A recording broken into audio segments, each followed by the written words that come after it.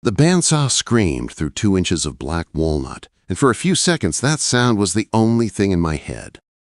No thoughts, no worries. Just the line I was cutting and the taste of sawdust in the air. It always tasted the same. Burnt sugar and dry dirt. It meant I was working, not thinking. My phone buzzed at my hip for the 3rd time in 10 minutes. I ignored it. If the shop was not on fire, it could wait. I killed the power. The blade spun down. The room went quiet, except for the old heater rattling in the corner and my own breathing. I ran my thumb along the fresh cut. Smooth as glass. Perfect. That was when the heavy front door slammed open. High heels on concrete did not belong in my fabrication shop, but I knew that rhythm. Fast. Uneven. A little desperate. I turned and wiped my hands on a rag. Natalia Vance stood just inside the yellow safety line like she was scared to cross it. Camel coat, hair perfect, makeup sharp. She was usually the calm CEO who could freeze a boardroom with one look. Right now, her hazel eyes were too wide. She held a crumpled legal envelope in one hand and her phone in the other like they were both weapons. "I need you to do something insane," she said. "You're trespassing, Natalia," I said. "This is a hard hat zone." "I know." Her voice cracked on that one word. The perfect boss mask slipped for a second. "Kaisen, I need you to come to dinner with my father tonight, as my husband." The words hit like a dropped hammer. I did not laugh. I just stared at her until she swallowed. "Say no," she added fast. "You can say no. If you say no, I'll find another way." That part mattered. I leaned back against the walnut slab. "Start over. Why is your father suddenly interested in my love life?" She blew out a shaky breath. "Victor is in town. He's at the Ritz. He brought an attorney. He is holding acquisition papers for my firm. There is a clause in the trust. He can dissolve it if he convinces the board I am unstable or reckless. If I walk in there alone, he does that. Tomorrow, he sells my company into his holding group." She lifted the envelope. Her fingers were white around it. "I lose control," she said quietly. "I lose the contracts. I lose the right to pick my own vendors, your shop included." There it was, the hook. Real life, not romance. "Why me?" I asked, keeping my voice flat. "Because you are the only man I know who can stand in a room with Victor Vance and not blink," she said. "And because you already know my business. You built half of it with your hands." I looked at her for real now, not the way I looked at a client. Dark circles under her eyes, shoulders tight. A woman who was always feared, suddenly afraid. "I'm not your employee," I said. "I run my own shop. You can't order me into anything." "I know," she nodded quickly. "That's why I came here, not to the office, not to a conference room. Here, where you can throw me out." Her honesty hit harder than the cold air. "Fine," I said at last. 3 hours, dinner only, no private rooms, no hotel keys, no favors after." Her shoulders dropped like somebody cut a wire. "Thank you." "One condition," I added. She blinked. "Name it." "Friday, you come out with me. My world, my friends. No suits, no mergers. You handle my reality for one night." Her eyes narrowed, offended and curious at the same time. "Why?" "Because if I'm going to lie to your father," I said, stepping close enough to smell rain and expensive jasmine on her coat, "I need to know you can be real." The plan was simple on paper and a mess in real life. 2 hours later, I was standing in her glass and steel office instead of my dusty shop. She was pacing behind her marble desk with her phone pressed to her ear. When she hung up, she put both hands flat on the desk like she had to hold the building up. "Victor is already at the Ritz," she said. "He brought his lawyer." "Of course he did," I said. She shoved a garment bag toward me. "Put this on, please." "You know my size?" I asked. "I approve every vendor badge that walks onto my sites, Kaisen. I notice things." I took the bag. "Who am I supposed to be?" "You," she said. "Just you in a suit the Ritz will not chew up." "I can lie," I said. "Question is, can you keep your chin up while you do it?" Quote. Her gaze flicked away. "I can." Quote. "In the executive bathroom, I changed into the charcoal suit. It fit better than anything I owned." The tie sat neat under my collar in a Windsor knot my grandfather had taught me. In the mirror, I looked like money. I felt like a fraud with good shoulders. When I walked back out, Natalia had changed too. Dark green dress, clean lines, power without sparkle. The neckline was simple, but the way the fabric moved when she turned made my throat dry. "How do I look?" she asked, her voice smaller than the room. "Like you're going into battle," I said. "Good." She opened a drawer and pulled out a small velvet box. "The ring," she said, "a prop. It needs to look real." She held out a simple gold band. I took it. It was heavier than it looked. "Family," she said. "My grandmother's." Victor always believed women were accessories. I want him to see something that looks permanent. I slid the ring onto her finger. It was loose. It spun. "It'll slip," I said. "I lost weight," she muttered. "Stress." I dug in my pocket and took out a small roll of gray friction tape I kept for tools. "Give me the ring," I said. She stared at the tape like it was some kind of magic. She handed me the ring. I wrapped a thin strip inside the band, then slid it back onto her finger. Snug. Solid. She turned her hand under the light. "That is the least romantic thing I have ever seen." "Good," I said. "Romance is fragile." "This isn't." On the way to the Ritz, her driver made a quick stop at a boutique with gold letters in the window. Natalia walked in like she owned the street and came back out with 2 small shopping bags that probably cost more than my first welder. "My dress is fine," she said, breathing tight. "But Victor expects a show. He expects normal. I do not look normal." "You look like a CEO," I said. "That's the problem for him, not you." She changed into a blush pink blazer over a white top, softer, warmer. More like the woman who had laughed in my bar on another night that had not happened yet. In the Ritz lounge, the lights were low and the jazz was soft. I was still in my gray t-shirt with the suit over my arm. I refused to dress up until I saw the field. Victor Vance sat in a leather chair, heavy glass in his hand, filling the room like he paid rent on the air. His eyes swept over me. T-shirt, work hands, garment bag. I could see the judgment. Natalia's smile clicked on, smooth and controlled. She angled her body toward me like we shared a private joke only we could hear. Her eyes met mine. One clear signal. "Stay with me." "Father," she said, "this is Kai." "Kaizen Miller," I said, stepping forward. He did not stand. He did not offer a hand. He just watched. "Miller," he said at last. "Don't know the name." "Then you don't read your own project reports," I said. His mouth twitched, almost a smile.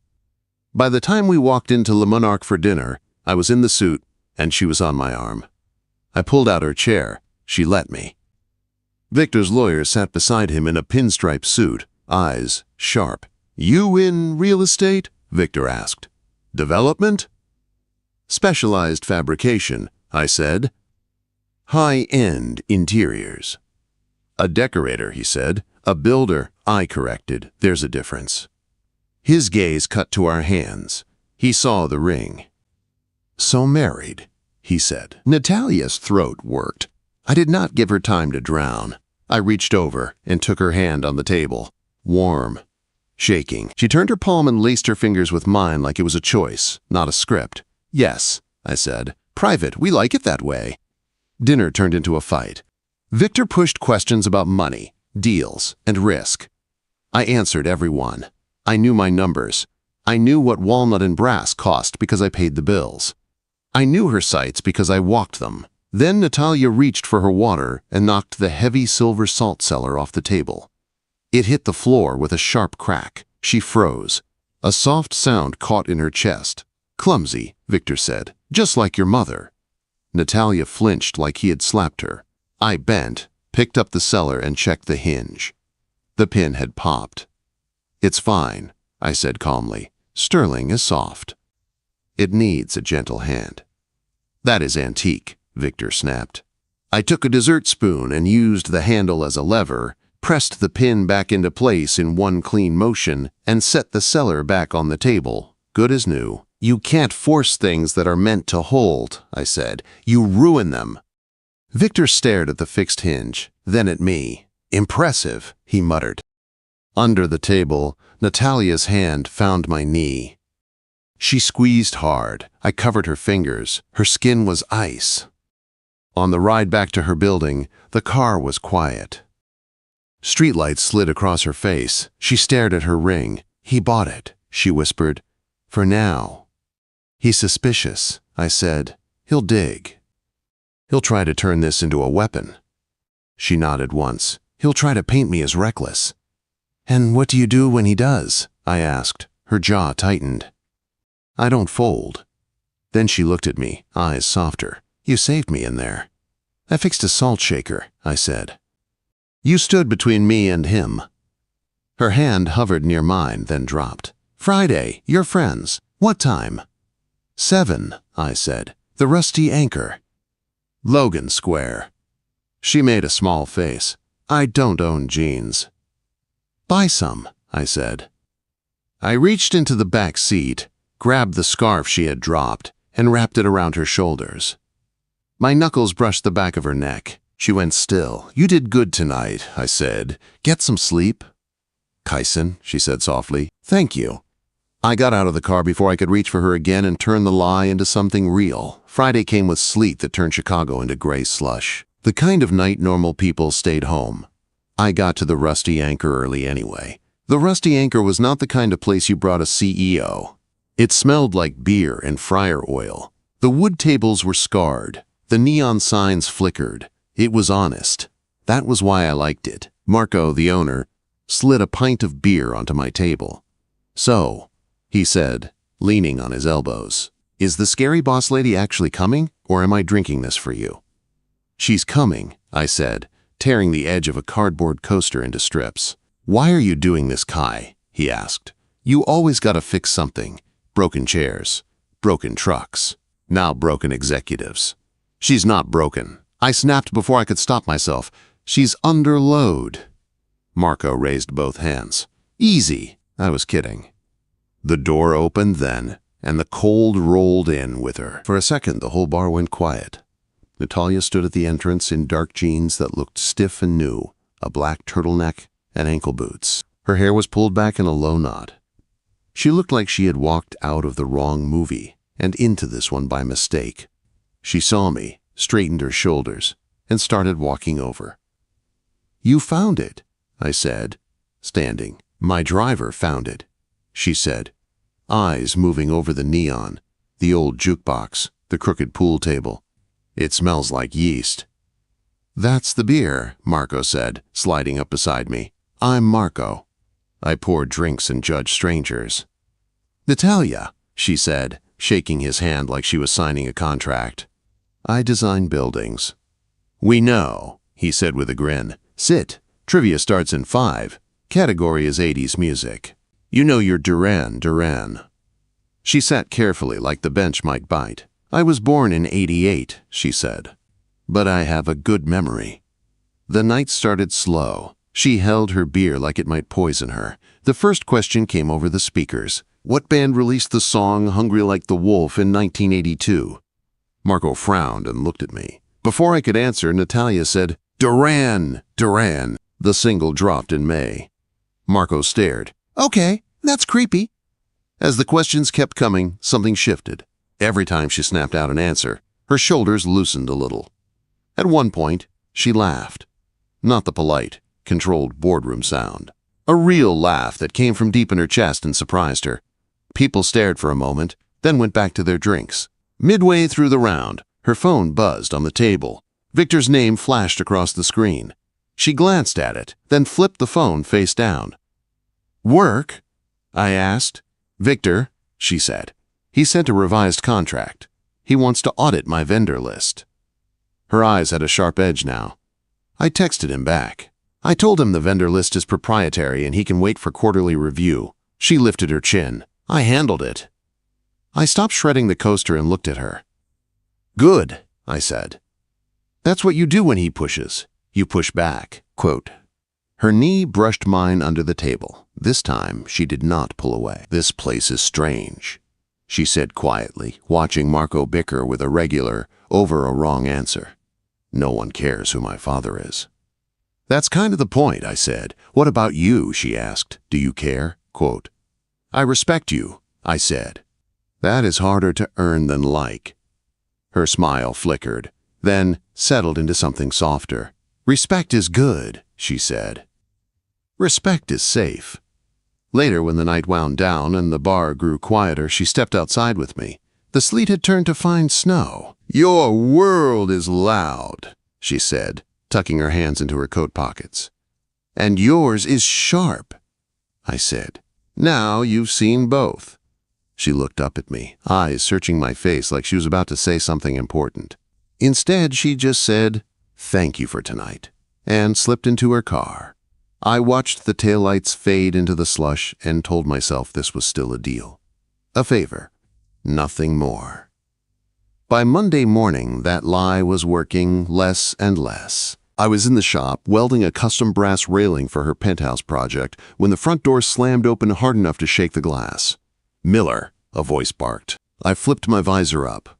Victor Vance stood in the middle of my bay in a long, dark coat, his lawyer at his side, and a third guy with a camera hanging around his neck. They looked wrong in the oil and dust. Victor, I said, setting the torch down, you're in the wrong building. Am I? He sneered at the metal smell. I did some digging, Kaizen. He dropped a file on my workbench. Pages spilled out. Vendor agreements, invoices, my shop name on her letterhead. Preferred contractor, he said. A man she's been seen with after hours. He tossed a small stack of grainy photos next. Natalia and I leaving her building. Me holding her car door. The two of us walking into the Rusty Anchor. I have proof of an inappropriate relationship with a key vendor, Victor said. Conflict of interest. Reputational risk. The board hates risk. What do you want? I asked. My voice came out level. Years of holding steel in place while welds cooled had taught me how to keep my hands steady. Disappear, he said. Resign from every project tied to her firm. Tell her you were playing her for a payout. Break her in public so she crawls back to the family fold to save face. His eyes were sharp and mean. Do that, and I do not blacklist your shop from every job site in the Midwest. And if I don't, I asked. Then I ruin you both, he said simply, but mostly her. I will make sure every firm hears she uses romance to manipulate contracts. He turned and walked out like the decision was already made. My hands did not start shaking until the door shut behind him. I did not call Natalia. If I called, this would turn into feelings and panic. Victor wanted panic. He wanted noise. So I did what I always did when something looked ready to collapse. I sat down at my old metal desk, opened the project schedule for the penthouse, and went to work. I listed materials, labor, deadlines, alternative suppliers. I broke down the timeline into hard facts. On time, under budget, no risk. A plan that showed any board we were not a weak point. We were the strongest beam under her name. Then I printed another paper. Not a resignation from my own shop. A termination of my vendor contract with her firm. Effective immediately. Signed and dated. If that letter hit her legal inbox, Victor lost his cleanest weapon. No active contract. No open invoices. No vendor conflict to flash in front of men in suits. Just his photos and his anger. At 4:30, I walked into her office with a folder under my arm. She was on the phone, smiling. Not the mask, a real rush of relief. We got it, she said. The investors loved the stability story. She saw me and her smile grew. Kaizen, it's working. Victor has been quiet. I think we... I set the folder on her desk. Her words stopped. What is this? She asked. Your penthouse plan, I said. If you authorize overtime for the night crew, you stay under budget and hit the deadline. It keeps your numbers clean. And the other paper? Her fingers hovered over the folder like it might burn. My contract, I said, ended, effective immediately. Color drained from her face. Why? Victor came to my shop, I said. He has photos and invoices. He's going to push a conflict of interest story. He wants a show. If I stay tied to your projects, he keeps a knife at your throat. Let him try, she snapped. standing so fast her chair bumped the wall. The fear in her eyes burned into anger. "We can fight him." "He wants you to fight loud," I said, stepping closer but leaving a careful space. "He wants drama. If I cut the tie, he loses his clean angle. No vendor, no scandal, just a father with a grudge." "So you're cutting yourself loose," she said. Her voice shook now, not from fear, but from fury. "You are leaving me alone in front of him." "I'm removing leverage," I said. "Not abandoning you." "And what about us?" she asked. The word hung in the air between us. My chest tightened. "There is no us," I forced out. "There was a deal. The deal is done." She came around the desk fast and fisted her hands in my lapels. "Do not lie to me," she said. Her voice was low and rough. "Not after Friday." Quote. I looked down at her hands. I wanted to pull her in and hold her there until the world went quiet. Instead, I took her fingers gently and peeled them away from my jacket, one by one. "You do not need a husband to beat Victor," I said quietly. "You just need his weapon gone. Right now, I am the weapon." Her eyes shone wet, but she did not cry. She did not beg. "Go," she said, voice sharp. "If you are leaving, go." I nodded once. "Finish the penthouse," I said. "Use the plan." Then I walked out of her office, and this time I did not look back. 3 days later, I was staring at a frozen pizza on my counter like it could give me answers. The shop was closed. The apartment was quiet. Too quiet. My phone was face down on the table. I had not called her. She had not called me. That was the deal, I told myself. I had cut the tie. I had done the smart thing. So why did it feel like I had cut out my own ribs with it? My phone rang. Marco's name flashed across the screen. I picked up. "Yeah?" "Turn on channel 5, he said. His voice sounded tight. "Now." My chest went cold. I grabbed the remote and hit the power. The TV came on in the middle of a live shot from a ballroom. Crystal lights, big banners, men in tuxes, women in gowns. A reporter stood in the corner, smiling into the camera. "We're live at the Vance Industries merger gala." The camera cut to the stage. Victor stood at a podium, arms wide, silver tie shining in the lights. Next to him was Natalia. Silver dress, hair swept up, posture perfect, eyes empty, like someone had switched her off inside. "I am proud to announce," Victor boomed, "that Vance Industries is fully acquiring Vance Design Group. A father could not be happier to bring his daughter's company home." My grip tightened on the phone, and to celebrate this union, he said, "My daughter has a special announcement about her future." He turned toward her and leaned in, his mouth close to her ear. To the cameras it looked like support. I knew it was a leash. "She's going to fold," Marco said in my ear. "Kai, she's going to let him win."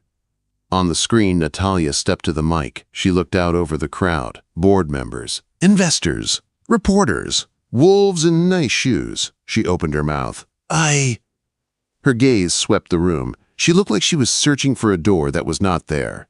My body moved before my brain caught up. "No," I said. "She isn't." I grabbed my keys and my jacket. "Kai," Marco said. "What are you doing?" "What I always do," I said, "trying to fix something before it falls." I hung up, shoved my boots on and ran. The drive to the hotel was a blur of red lights and cold air. I did not have time for a suit. I wore clean jeans, a button-down, and my work boots. I did not care. Victor could choke on it. At the hotel, I tossed my keys to the valet hard enough to make him flinch and pushed through the front doors. The staff tried to stop me. I kept moving. "Ballroom," I said to the first person in a black vest I saw. "Second floor, straight back," they said, pointing. I took the stairs 2 at a time. My heart hammered. I reached the ballroom doors as a cheer rose from inside. I pulled one door open and stepped in. The room was bright and hot. Cameras lined the back wall. Tuxedos and gowns filled the tables. Victor stood to the side of the stage, face glowing with pride that looked like a mask. Natalia was at the mic. She saw me. For a moment, everything else faded. The noise dropped to a low hum. Her eyes locked on mine across the room. Surprise hit first, then something else. Relief. She took a real breath. I saw her chest rise and fall like it mattered again. "I have an announcement," she said. Her voice came out stronger this time. It echoed to the back of the room. Victor's smile froze.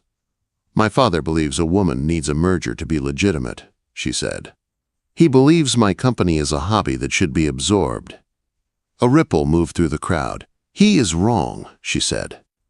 Victor stepped closer to the mic, fake smile tight. "Natalia, this is not the time." She turned her head just enough to cut him off without touching him. Then she pointed straight at me. "Kaizen Miller," she said. My name rang out under the chandeliers. "He taught me something. You can't fix a weak foundation with expensive paint." All eyes swung toward me. I stood there in my boots and jeans and suddenly felt the weight of every stare. Victor's face went red. He stepped forward and grabbed her arm. "Enough," he hissed. "You will not throw your life's work away for some contractor." Natalia ripped her arm free with a sharp twist. The mic caught the soft sound of her breath. "Do not touch me," she said. Her voice was calm, but it hit like a slap. The room went silent. "I am not merging with Vance Industries," she said clearly. "And I am not marrying for leverage, not for investors, not for my father." His smile broke. "You ungrateful." She walked away from him. Every step off that stage was a choice. She stepped down and moved through the room like the crowd was just another obstacle. People turned. Chairs scraped. Cameras turned to follow her. She stopped when she reached me. Up close, I could see the small tremble in her hands, the fast rise and fall of her chest. Her chin was still up. "You came," she said. "I told you," I said. My voice felt rough. "I don't fold. I'm just slower with tuxedos." Quote. For the first time that night, her mouth curved into a real smile. It was small and shaky and beautiful. She lifted a hand and rested her fingertips against my jaw. Her touch was soft but sure. "Kaizen," she said quietly, "I'm going to do something, and I need you to tell me no if it's not what you want." My heart hit my ribs. I did not speak. I just nodded once. She rose on her toes and kissed me. It was not a stage kiss. Not a show. It was short and fierce and clean. Her lips pressed to mine like a promise, not a performance. For a second, the ballroom disappeared. There was only the warmth of her mouth and the way her fingers curled against my cheek like she was holding on. When she pulled back, her eyes searched mine like she was checking if I was still there. I stayed. Behind her, Victor's voice shook the air. "This is insanity," he shouted. "You are throwing everything away for a stunt." Natalia did not turn around. "This is not a stunt," she said. "This is me choosing." Security shifted near the walls. The board members whispered. The cameras kept rolling. She took my hand. Her fingers slid between mine, weaving tight. No slipping, no tape needed. "Walk with me," she said. We left the ballroom together. My boots squeaked on the polished floor. Her dress whispered with each step. In the hallway, the noise from the gala faded to a muffled roar. Natalia leaned back against the wall for a second and closed her eyes. Her hand was still in mine. "You just set your father on fire in front of half the city," I said softly. Her eyes opened. They were bright and steady. "He lit the match," she said. "I just stopped pretending I could not see it." "Now what?" I asked. "Now," she said, pushing off the wall. "I fight where it matters." She straightened her shoulders. The CEO was back, but something was different. There was no empty glass look now. There was steel. "You know he's going to come after you harder," I said. "After both of us." "I know," she said. "But he cannot say I used you to win the board now. I walked away from his deal in public." Her fingers squeezed mine. "You cut the weapon out," she said. "Now I will show them he was the one holding the knife." I looked at her and felt something settle inside me, like a joint clicking back into place. "You're not alone in this," I said. "I know," she answered. For once, there was no pride in the way she said it, just truth. That is why I am not afraid. The fallout was coming. Lawyers, papers, headlines. But in that hallway, with her hand locked in mine and her lipstick still on my mouth. All I could think was one simple thing. Whatever came next, we had already crossed the line where this stopped being a deal and started being real. The fallout came fast. The next week was a blur of headlines and phone calls. Heiress rejects father's merger. Family war advance industries. Her face was everywhere. Mine showed up in the background of a few shots, the guy in boots who did not belong in crystal halls. Lawyers called. Journalists called. My voicemail filled up. I stopped answering numbers I did not know. The stock dipped. Reporters called it daughter drama and emotional instability. Victor fed that story every chance he got. He dragged my name into it too. She is being influenced by a contractor. She is risking long-term stability for a fling. I heard all of it. I kept working anyway. I welded. I sanded. I cut walnut and brass. The phone buzzed on my bench again and again. Sometimes it was her. Sometimes it was her office. I did not pick up when I was holding a torch. 2 weeks later, I got a short text from her number. Board vote today. That was all. The meeting was closed. No cameras. Just the board, Victor and Natalia. Later, she told me what happened. Victor went in swinging. She embarrassed the company. She destroyed a merger. She is reckless. She is too emotional to hold the trust. He tried to use us. He showed them photos. He pushed the inappropriate vendor relationship line. He waved papers and spoke like the floor already belonged to him. Then, Natalia stood. She did not cry. She did not yell. She laid out a timeline. Emails. Letters. His visits to my shop. His threats. The way he had used the trust as a weapon. The way he tried to force her into marriage as a business move. She showed them my contract termination. The dates. The proof that I had cut ties before the gala. That there was no active vendor relationship when she refused the merger. She did what she always did best. She presented facts like tools and used them to build her case. The board members shifted in their seats. They did not love drama. They loved clean numbers and clean risk. Victor had none left. When they voted, they chose to keep her on as head of the firm and keep the trust in place. When she told me that part, she did it in one simple text. Still standing. I read those 2 words in the middle of my noisy shop, surrounded by sawdust and metal, and my knees felt weak with relief. Days passed. Then a week. I did not know what we were now. We were not vendor and client. We were not fake spouses. We were something that did not fit on a form. The answer came on a gray afternoon when the shop doors opened, and she walked in wearing jeans again. Dark denim. Still stiff. Still wrong on her, and somehow exactly right. She stopped near my workbench and slid her hands into her pockets. "Nice pants," I said, pushing a plane along a piece of cherry wood. They almost looked broken in. "They are uncomfortable," she said. "But Marco says they make me look approachable." "Marco talks too much," I said. She smiled a little and set a folder down on the bench between us. "I have a new agreement," she said. I wiped my hands and opened it. Clean lines. Plain English. No trap. "It is not employment," she said. "It is partnership. Your shop stays independent. My company stays independent. We only join for projects we both choose." She met my eye. "No leverage, no secrets, 50-50. "You are giving away equity," I said. "I am investing in the foundation," she answered. "The last few weeks proved something. I do not want anyone to own my work. Not my father, not investors, not you." Her gaze sharpened. "I want someone to stand beside it. And beside me." Silence settled around us. The heater rattled in the corner. A saw clicked in the back where my guys were cleaning up. She took one small step closer. "I also have a dinner tonight with a client," she said. "I do not need a fake husband." "Good," I said. "I would like a real date," she added, and the words came out careful but steady. "With you." My chest felt too tight for a second. I looked down at the contract, then back at her. "Sign the partnership," I said. "Then we can talk about the date."